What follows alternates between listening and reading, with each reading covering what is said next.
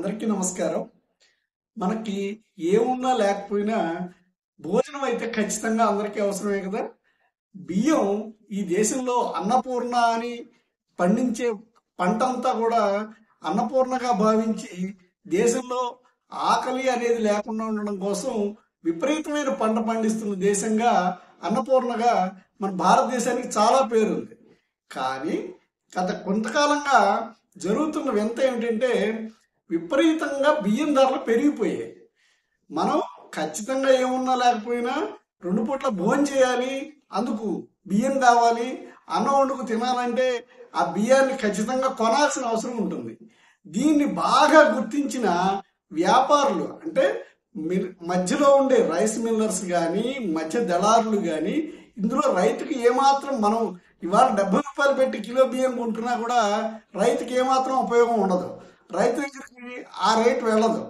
కానీ ఈ మధ్యలో దళారులందరూ చేరి ఈ రేటుని విపరీతంగా పెంచి మన దగ్గరకు వచ్చేసరికి రిటైలర్ నిత్యావసరంగా ఉన్న బియ్యాన్ని కొనుక్కోవాల్సిన సామాన్యులు ఎవరుంటారో వాళ్ళ దగ్గరికి వచ్చేసరికి ఖచ్చితంగా కొంటారు ఎంత రేటు ఉన్నా అన్న ఒక దురుద్దేశంతో దాన్ని మొత్తం వాళ్ళు వ్యాపారస్తులందరూ కూడా బ్లాక్ చేసి విపరీతమైన రేట్లు పెంచి గత కొంతకాలంగా మనం అందరం చూస్తున్న విషయమే. విపరీతంగా బియ్యం రేట్లు అయితే ఖచ్చితంగా పెరిగాయి.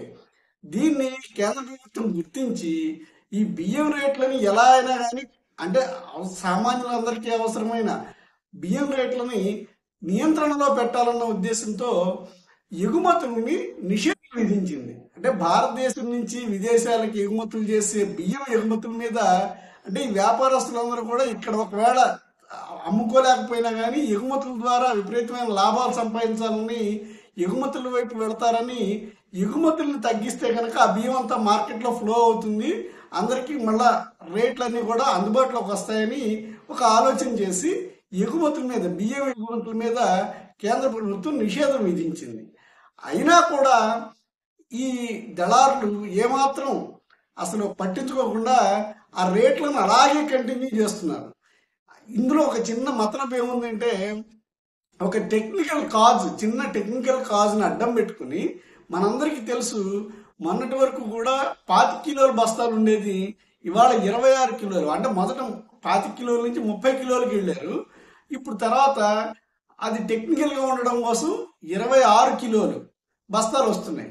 ఎందుకు అంటే ఈ జిఎస్టి అనేది దాన్ని ట్యాక్స్ బెనిఫిట్ పొందడం కోసం అని చెప్పి ఆ ట్యాక్స్ పడకుండా ఉండడం కోసం టెక్నికల్గా ఒక అతి తెలివి ఉపయోగించి ఈ బస్తాలని 26 కేజీల బస్తాలకే పెట్టి రేటునైతే విపరీతంగా పెంచి అంటే జిఎస్టి వల్ల రేటు పెంచాల్సి వస్తుంది అన్నది సామాన్యుల మీద భారం వేస్తూ అమ్మకాలు సాగిస్తున్నాయి. ఈ అమ్మకాలు సాగిస్తున్న దాంట్లో మొత్తం దళారీ వ్యవస్థ నుంచి రిటైలర్ వరకు వాటాలు వేసుకోగా మధ్యలో బలవుతున్నదల్లా సామాన్యులు. దీన్ని మొత్తం కేంద్ర ప్రభుత్వం గుర్తించి ఇలా కాదు ఈ బియ్యం సామాన్యులకు అవసరమైన బియ్యాన్ని అంటే మామూలుగా పేదవాళ్ళకి ఎలాగా ఉచిత బియ్యం ఈ మధ్యకాలంలో మొత్తం ఉచిత బియ్యమే ఇస్తున్నారు. కేంద్ర ప్రభుత్వం 2020 కరోనా వచ్చినప్పటి నుంచి గత 5 ఏళ్ళు అంటే నెక్స్ట్ ఇయర్ కూడా కలిపి ముందే చెప్పారు ఉచిత బియ్యం ఇస్తాము, రేషన్ ఉచితంగా ఇస్తామని. అంటే రాష్ట్ర ప్రభుత్వాలు వాటి ఖాతాలో వేసుకుని వాళ్ళు ఇస్తున్నట్టుగా చెబుతాయి. కానీ మొత్తంగా సెంట్రల్ గవర్నమెంట్ మొత్తం బియ్యాన్ని కొనుగోలు చేసి పేదలకు పంచిపెడుతున్నది, అది పేదల కోసం. అయితే మధ్యతరగతి వాళ్ళ పరిస్థితి ఏంటి? మధ్యతరగతి వాళ్ళు ఎట్లా అయినా కానీ కొనుక్కుని తినాల్సిందే అన్న పరిస్థితి సందర్భంలో ఖచ్చితంగా కొంటారు అన్న ఒక ఉద్దేశంతో వ్యాపారం చేస్తున్న ఈ దళారీ వ్యాపారానికి అంటే మొత్తంగా కలిసి రింగ్ అయిపోయి సామాన్యులు ఎలాగైనా కొంటారు, కొనక చస్తారా అన్న ఉద్దేశంతో విపరీతంగా రేట్లు పెంచి కూర్చుని ఎన్ని హెచ్చరికలు చేసినా ఎంత చెప్పినా కూడా ప్రభుత్వం నుంచి ఎగుమతులను ఆపేసి వాళ్ళు బ్లాక్ మార్కెటింగ్ పాల్పడుతున్న వాళ్ళందరి మీద చర్యలు తీసుకుంటాము, మీ నిల్వల స్టాక్లన్నీ కూడా మాకు వివరాలు చెప్పాలి, ప్రతి వారం కూడా లెక్కలు ఉండాలి అని ఎన్ని నియంత్రణలు విధించినా కూడా వీళ్ళు దారికి రావట్లా. ఇప్పుడు ప్రభుత్వం ఇవాళ ఇంకో కొత్త ఆలోచన చేసింది. అంటే ముందు నుంచి చేస్తున్నది భారత్ రైస్ అనే పేరుతో ప్రభుత్వమే అంటే కేంద్ర ప్రభుత్వం నుంచే వాళ్ళు కొనుగోలు చేస్తున్న బియ్యం నుంచి సామాన్యులకి ఒక అందుబాటు రేట్లో అంటే కిలో 29 రూపాయల చొప్పున మంచి బియ్యాన్ని జనాలకు అందుబాటులోకి తీసుకురావాలని ఈ రోజే ప్రకటించారు. భారత్ రైస్ అని చెప్పి వాళ్ళు అలాగా ప్రొక్యూర్ చేసి అమ్ముతాం అని చెప్పి చాలా రోజులుగా ఈ వ్యాపారులను కట్టడి చేయడం కోసం చెబుతూ వస్తున్నారు. అయితే ఇప్పుడు ఆచరణలోకి వచ్చిందనమాట. ఇంతకు ముందు కూడా ఈ గోధుమలు నార్త్ ఇండియాలో మనం సౌత్ ఇండియాలో బియ్యం ఎట్లా ఇంపార్టెంటో అక్కడ నార్త్ ఇండియాలో గోధుమ పిండి రొట్టెలు చేసుకోవడం అలవాటు కదా. ఆ గోధుమ పిండిని 27.5 రూపాయలకి భారత్ గోధుమ పిండి కింద అమ్ముతున్నారు.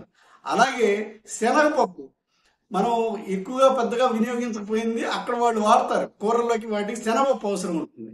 ఈ శనగపప్పును కూడా కిలో 60 రూపాయలకే అక్కడ భారత్ శనగపప్పు పేరుతో ఆల్రెడీ ఈ రెండింటిని విక్రయాలు అంటే భారత్ బ్రాండ్తో విక్రయాలు జరుపుతున్నారు.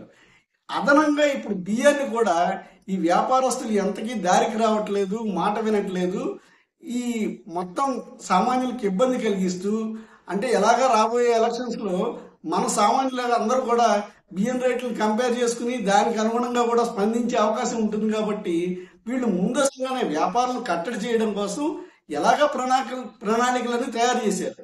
దాన్ని పూర్తి స్థాయిలో ఇంప్లిమెంట్ చేయడానికి అంటే మొత్తం అందుబాటులోకి సామాన్యులందరికీ కూడా అందుబాటులోకి ఈ భారత్ రైస్ అనే 29 రూపాయల కేజీ బియ్యాన్ని, మంచి బియ్యాన్ని అందించడానికి గట్టి ప్రయత్నాన్ని ఈ రోజు నుంచి చేస్తున్నామని చెప్పి ప్రకటన చేశారు.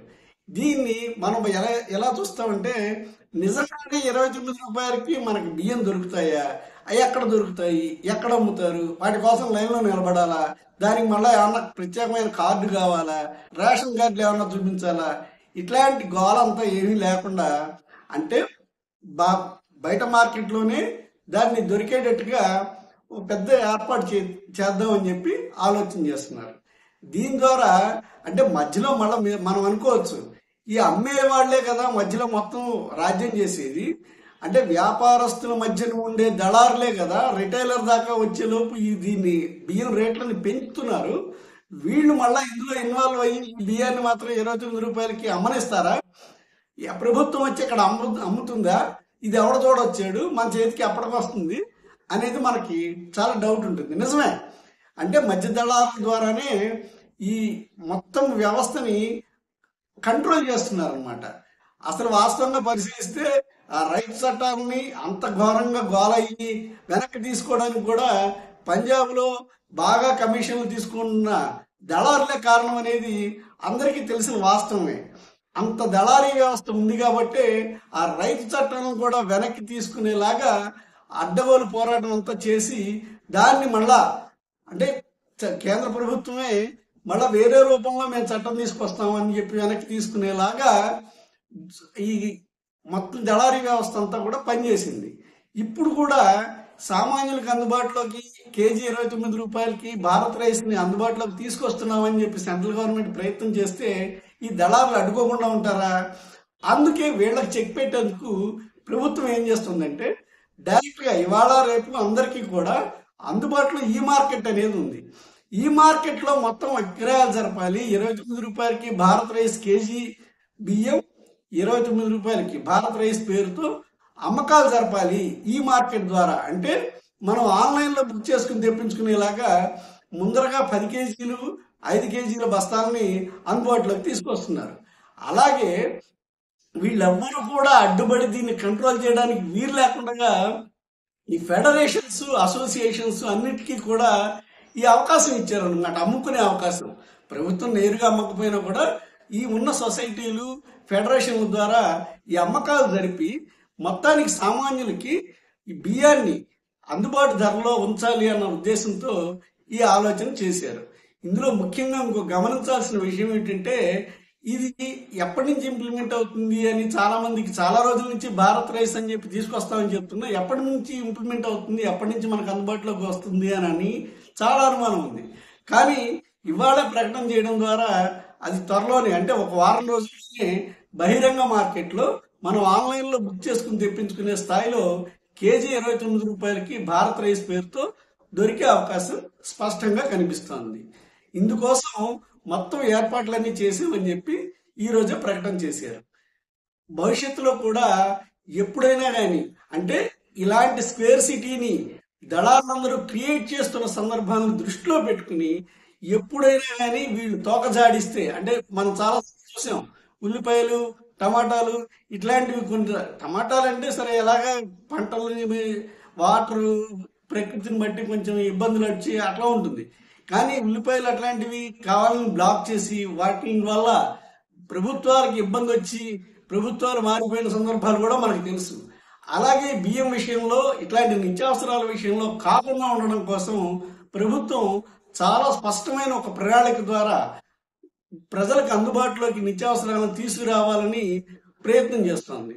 ఇప్పటికే ప్రభుత్వం నుంచి వాళ్ళు స్పష్టంగా అధికార యంత్రాంగం అంతా కూడా ప్రిపేర్ అయ్యి 5 లక్షల టన్నుల బియ్యాన్ని జనానికి అందుబాటులోకి మొదటి దశలో అమ్మకానికి పెట్టాలని చెప్పి నిర్ణయించుకున్నారు.